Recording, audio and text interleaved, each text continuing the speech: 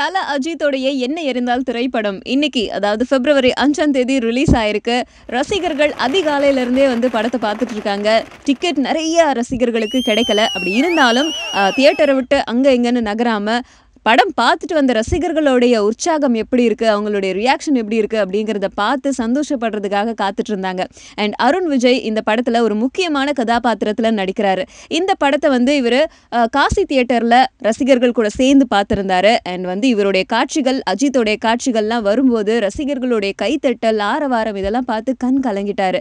வெளியே வந்து ரசிகர்கள் கூட சந்தோஷமா பேசி மகிழ்ந்து கை குலுக்கிட்டு அவங்களுடைய பாராட்டுகள் எல்லாத்தையுமே வாங்கிட்டு பெரிய மனமில்லாம போனாராம் நம்ம அருண் விஜய். நெகட்டிவ் ரோல் பண்ணியிருந்தா கூட இந்த படத்துல அருண் விஜய்க்கு நல்ல வரவேற்பு கிடைச்சிருக்கு அப்படிங்கிறது தான் உண்மை. ஸோ இதுக்கப்புறம் ஃபிலிம் இண்டஸ்ட்ரியில அருண் விஜய்க்கு ஒரு நல்ல டர்னிங் பாயிண்ட் அமையும் அப்படிங்கிறது எல்லாரோட எதிர்பார்ப்பு, அருண் விஜயோட எதிர்பார்ப்பும் கூட. அதுக்கு நம்ம ஒரு ஆல் தி பெஸ்ட் சொல்லிக்கலாம்.